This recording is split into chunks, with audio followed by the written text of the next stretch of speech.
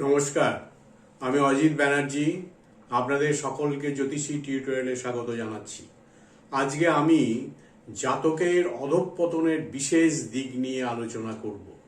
আমি আগেই বলেছি যে কোনো বিষয় বা বস্তু, এক বা একাধিক ভাব, এক বা একাধিক গ্রহ এবং তাদের পরস্পরের সম্বন্ধ, বলাবল এবং অবস্থানের উপর নির্ভর বা প্রকাশ করে।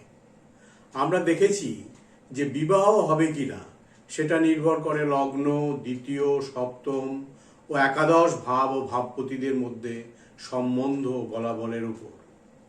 জাতকের অধঃপতন বিচার কর্মজ ও ইন্দ্রিয় ভাবে হতে পারে। কর্মজ অধঃপতন কর্মজীবনের চ্যুতি হিসাবে গণ্য। ইন্দ্রিয়জ অধঃপতন হলো চরিত্রে। কর্মজ অধঃপতনে পঞ্চম, ষষ্ঠ, অষ্টম, নবম এবং দ্বাদশ ভাব ও ভাবপতিদের এবং শনি, রাহু ও কেতুর ভূমিকা থাকে। এখানে কর্মজ অধঃপতনে পঞ্চম, ষষ্ঠ, অষ্টম, নবম ও দ্বাদশ ভাব এবং ভাবপতিদের কেন গ্রহণ করলাম সেই ব্যাপারে কিছু বলবো। পঞ্চম ভাব হচ্ছে দশম কর্মভাবের, অষ্টম হলো পঞ্চম ভাব। ষষ্ঠ ভাব চাকরি, শ্রম, নিয়মিত হাজিরা, জীবনযাত্রার মান ইত্যাদি। অষ্টম ভাব বিপদ, ঝঞ্ঝাট, ঝামেলা, মানসিক দুশ্চিন্তা, শাস্তি ইত্যাদি। নবম ভাব পেশার বা কর্মসংস্থার পরিবর্তন। দশম ভাবের দ্বাদশ ভাব দূরদেশে বদলি ইত্যাদি। দ্বাদশ ভাব ক্ষতি, ছেদ, কর্মে ছেদ, এক সংস্থা ছেড়ে অন্য সংস্থায় যোগদান।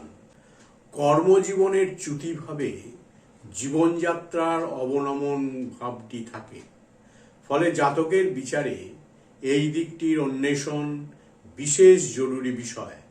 এর জন্য আমাদের দেখতে হবে জাতচক্রে ষষ্ঠভাবে রাহু, কেতু বা শনি থাকলে বা ষষ্ঠপতি জাতচক্রে রাহু, কেতু বা শনি যুক্ত হলে জাতকের কর্মচ্যুতি বা জীবনযাত্রার অবনমন ভাবের সম্ভাবনা গড়ে ওঠে।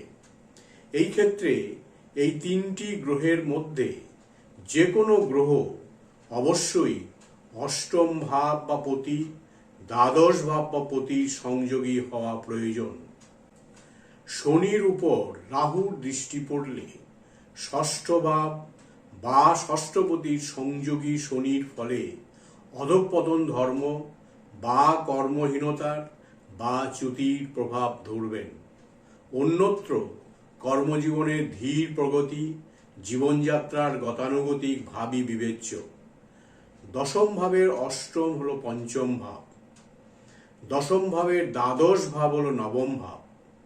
সুতরাং পঞ্চম ভাবে বা নবম ভাবে ষষ্ঠপতি রাহু বা কেতু যুক্ত অবশ্যই ষষ্ঠপতি গ্রহ রাহু বা কেতু অষ্টম বা দ্বাদশ ভাব সংযোগী হওয়া চাই।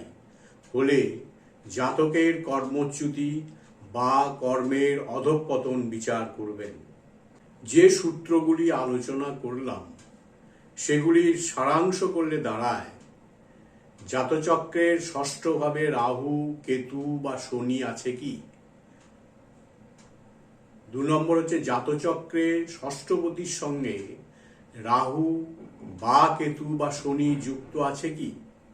3 নম্বর হচ্ছে জাতচক্রে রাহু বা কেতু বা শনি অষ্টম ভাব বা পতি অথবা দ্বাদশ ভাব বা পতি সংযোগী হয়েছে কি। 4 নম্বর হচ্ছে জাতচক্রে ষষ্ঠ ভাব বা পতি অষ্টম ভাব বা পতি অথবা দ্বাদশ বা পতির সঙ্গে সংযোগী হয়েছে কি। জাতচক্রে ষষ্ঠ ভাব বা পতির সঙ্গে পঞ্চম ভাব বা পতির অথবা নবম ভাব বা পতির সংযোগী ভাব হয়েছে কি এবং এই সংযোগী ভাবের সঙ্গে শনি বা রাহু বা কেতু যুক্ত হয়েছে কি। এইভাবে আমরা কর্মজ অধঃপতনের বিচার করতে পারব। এখন আমরা ইন্দ্রিয়জ অধঃপতন নিয়ে আলোচনা করব।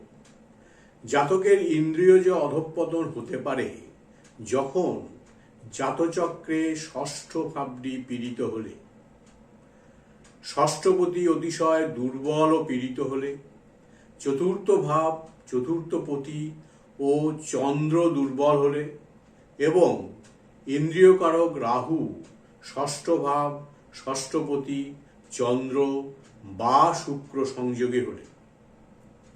ইন্দ্রিয়জ অধঃপতনের বিচারে ষষ্ঠ ভাবপতি, চতুর্থ ভাবপতি, চন্দ্র, রাহু ও শুক্র এদের অবস্থান, বলাবল ও সংযোগ বিচার করতে হবে।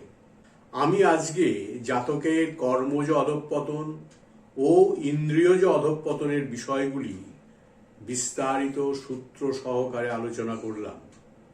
আজকের আলোচনা এখানেই শেষ করছি। পরবর্তী ভিডিওতে অন্য কোনো বিষয় নিয়ে আলোচনা করব। Thanks for watching my channel. If you like the contents of my channel, please subscribe. ভালো থাকবেন। নমস্কার।